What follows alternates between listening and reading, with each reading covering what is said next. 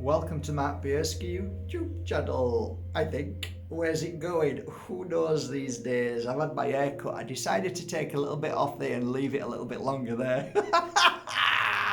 I'm so vain! No, does it look silly? Probably looks silly, right?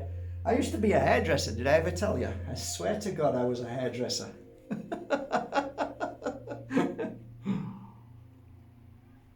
It's a beautiful day to talk about Moldavite.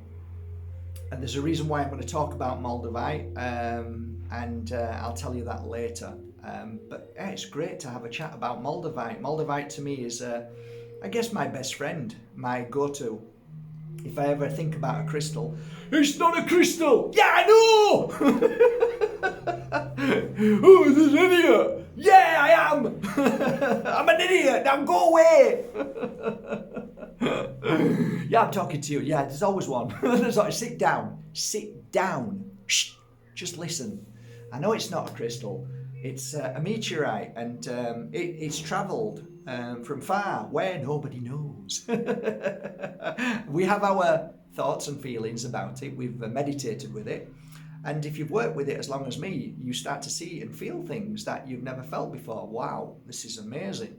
So from the first moment I held a piece of Moldavite, I elevated. My body lifted from the ground. Not my physical, my spiritual body. And at that moment I realized I was levitating. And the gurus speak about this, especially the ones who sit in meditation. You've often heard of many different types of religious beliefs who talk about levitation. Buddhism is one of them. They talk about the art of being light of the whole body. Those things I've no idea about. I wasn't really too interested in that. But when I held a piece of Moldavite and I found my body lifting, then I kind of understood what they were saying. So to me, my understanding of lifting off the ground, levitating, is more on a spiritual level rather than a physical level. But it's fascinating because many people have talked about the disappearance of ourselves. So sometimes we can basically dematerialize, we can disappear. And in my book, I spoke about one of these stories about Isabel, who, she's not called Isabel in the book because we changed the names, but that's fine. But Isabel, sat on a table, and I didn't even realize when she was telling the story that she came into the room where I was and I wasn't in the room. And that was an interesting story, and my thought about that is, well, I remember working on the man himself, and I remember opening my eyes and I was sat in a seat. I didn't really know what happened, but I put the pieces together that I must have just walked over and sat there. However, was that in a physical or was that in a dematerial state and then I materialized there? I don't know. I've no idea. But I do believe the understanding of life and everything that is within life, that it's not all cut and dry. It's not all 100%. We don't know everything. And certain things happen, and certain things don't happen, but we think they happen. Like, my understanding is that we can vibrate to a beautiful level of happiness and joy, and sometimes we can vibrate to a beautiful level of deep healing. And sometimes we can vibrate to a level that we go in somewhere which is different from the physical into a different reality, and then we can vibrate back again. That's my understanding. Now, to anybody else, that they look and see nothing in the room, but maybe we're still there. Maybe the physical is there, but it vibrated to a different frequency that we didn't see, but actually it's there. And maybe if we woke up a little bit or looked harder, oh yeah, they are there. Who knows? I played a lot of games when I was a kid, and I used to stand there and when we were playing chase and hide and seek, I'd just stand there and they'd walk straight past me and I'd think I was invisible because I made myself invisible. Was that real? Was that reality? Or was that me just being creative? Was my imagination kicking in? Well, I've realized that our imagination is connected to creation and connected to the spirit world and connected to our extremely beautiful spirit. And that is the doorway that opens up to things that we don't understand. And that's where I'm coming to with Moldavite. Moldavite, when you get into that energetic frequency, which is the imagination, the feeling of something that we've never felt before, and we place it on our third eye, or we hold it on our fingertips, or we wear it, something happens at times that can be absolutely magnificent. So I'm going to show you one of my personal pieces of Moldavite, which a few years ago I went to the Czech Republic and I chose about 30 or 40 pieces, might have been more. And there were basically 4 or 5 collections, and one of those collections, there were one particular piece that I worked with more than the rest, because for some reason there was a connection and something about the hedgehog that worked really well with my third eye. I'm going to talk about that today, if you don't mind, if you'll allow me to talk about it. So at this present time in moment, I should be doing my next video on the Pure Energy Healing course, free on YouTube. And I think we're up to number 5, course 5. But I wanted to take this opportunity for numerous reasons. But over here, there's a table of my, let's say, shamanic tools, my healing tools that I've used for 2 decades. So this is basically part of the course. I always bring this as part of the course. And in here, I'm not going to talk about it now, were gifted to me some very special tarot cards, which are basically handmade by a young man who made them before he moved into the light.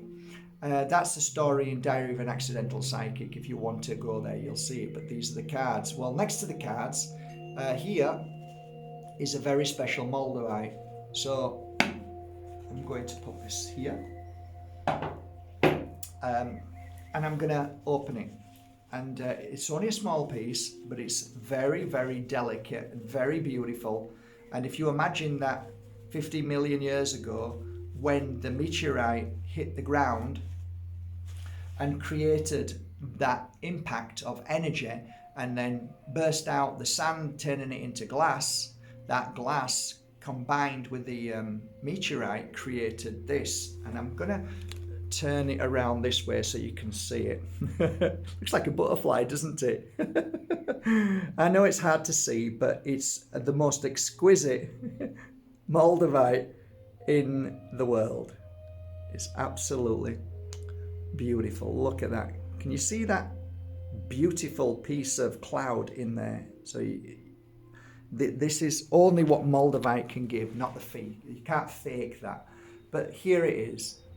It's gorgeous, eh? So basically this piece of Moldavite is what's called museum grade.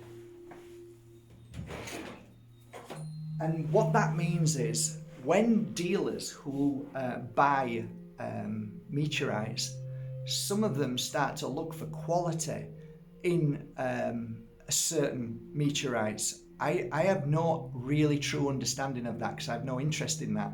However, what I've learned over the years is that when Moldavite dealers, especially with this Besanitze, when they're looking at the hedgehog, they take a glass and they start to look at it and see if there's any chips. Closely look. You see, if it's chipped, it's less valuable. If it's perfect, as the weather would go into the ground, the water, the elements, and then shape it into this kind of hedgehog, then it's more valuable.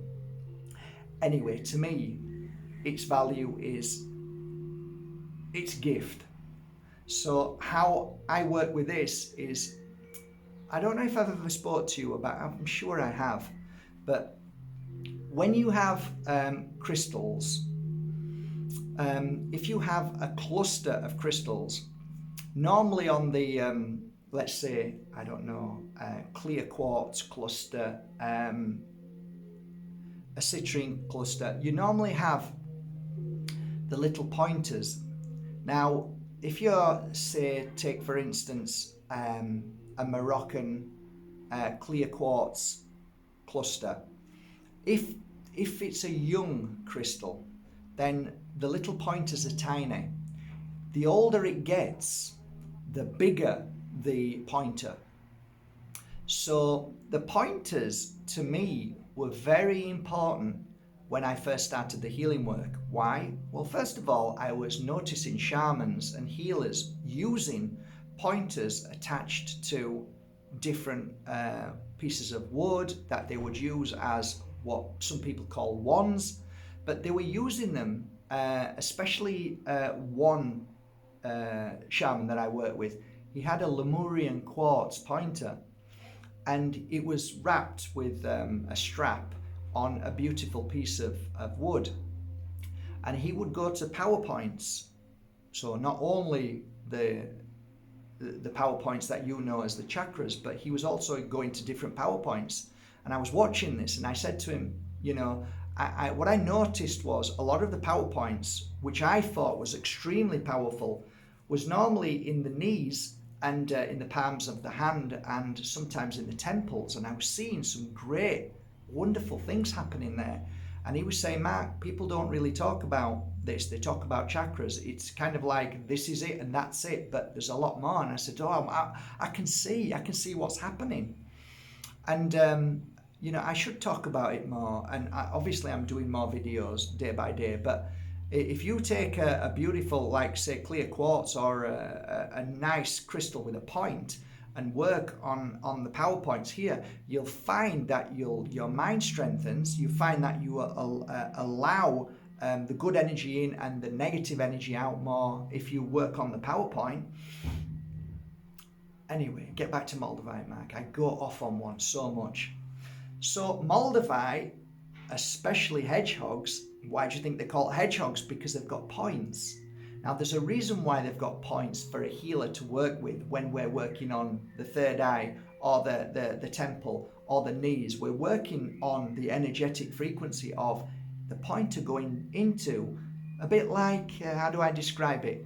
You know when you see these films where they've got a diamond tip and they've got a laser and it goes through it and it goes to that point? Well, the same is true with hedgehog. So it blasts an energy through points. So if you've got a Mali clone, that works on an overall sphere of how it's shaped. But for some reason, with the Moldavite hedgehog, it has these direct like energy shooting into you and you can feel it. And the reason why I have this one is because if you place it on your third eye, you've got literally 100 pointers pointing at you, so you can feel these direct beams of energy, and it hits you like, it's difficult to say, it's hard to put into words, but it's phenomenal. Your whole energy changes. You become more alert, aware, and you see and feel things that you've never felt before.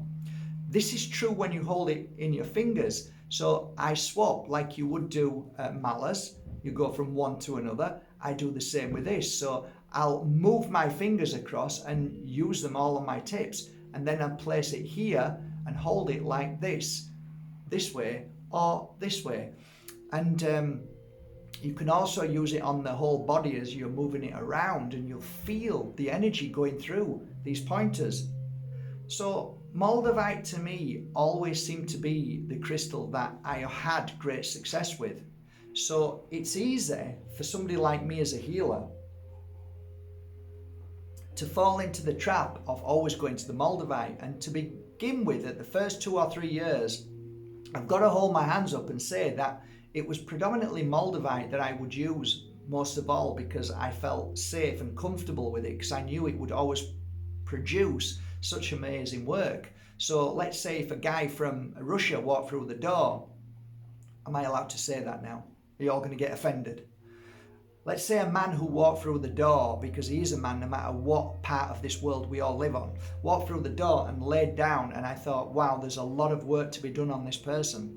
I would literally turn to the Moldavite, because I knew that at the end of the session, if I placed the Moldavite on his third eye, or on his crown chakra, or on the side of his temple, or maybe on his heart, and do the healing work, I knew predominantly that that would be a mind mess. It would blow him away. It was like, what was that? And he would walk out of the door, and it would reevaluate his life and an understanding of what life is. Because you don't, if you've never experienced a real healing session, it's very difficult to put into words, but it does change people's lives.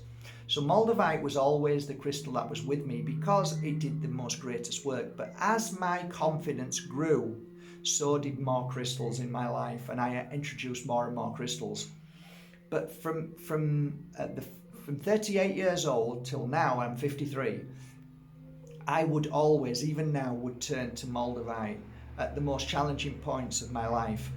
At the most happiest points in my life, I would go to Moldavite. At the most creative points of my life, I would go to Moldavite. At the most powerful, magical moments of my life, I would turn to Moldavite.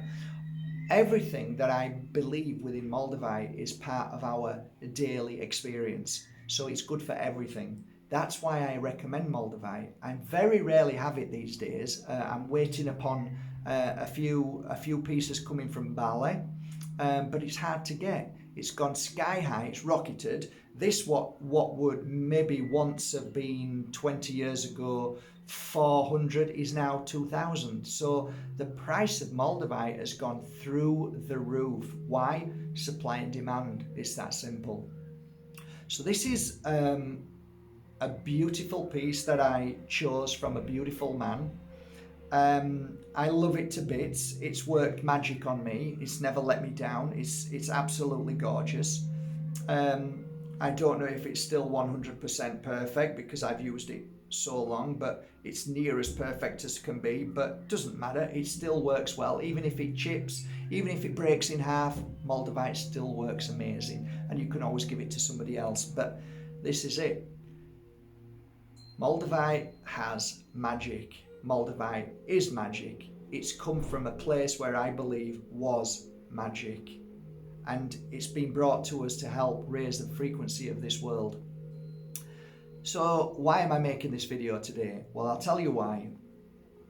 This particular piece that I'm so fond of and I'm going to miss, this piece is going to be put into a drawer. And right now, at this moment, it's in a drawer. And what that means is I'm a supporter of independent media. So if you go to my website today and go to the shop, so if you go to markbajerski.com, you'll see shop. Click on shop and scroll down. Soon as you see books, click on books. Now, this is what I'm offering you. The book is there for sale. I've put the book prices down as well. So my books are Seeing the Invisible, Diary of an Accidental Psychic, Hold That Thought, and From My Heart to Yours. 4 books. On e-book or on audio book. Now there's one more that I haven't mentioned, and that is Clearing Spirit audio. There is music that is clearing of spirit. I don't know how it's written down, but it's basically a beautiful piece of music which is added my meditation for cleansing and clearing spirit out of rooms. So that's included as well. So if you buy any of those ebooks or audios, each £5 is converted to 1 ticket. Okay, so you've got another 2 or 3 days, I think. So if you go on to, I'll leave the link below. If you buy 1 ticket or 3 tickets or 20 tickets or as many as you want, they will be put into a bowl, and I'm going to pull one name out for this beautiful, beautiful specimen to win. What I'll also do, put it away, what I'm also going to do is grab some of my favorite crystals, and also after this has been raffled, which again is in another 3 or 4 days, I will then individually pull 1 crystal and add them to the raffle as well. Every single penny that goes, every £5 that you buy a ticket for goes directly to independent radio. And this one is the Richie Allen Radio Show, okay, because I support them. Now, what I also am going to do, not only I'm giving that out of my own pocket, but I also said this morning that if you spend £5, I'm going to, out of my own money, put £5 as well. So whatever that raises for the Richie Allen Radio Show, I am going to equal with the same amount of money. This crystal is amazing. It's powerful. And I hope it comes into your hand and for you to work with it. I'm wishing you a lovely day. Take care of yourselves. Links below, and good luck.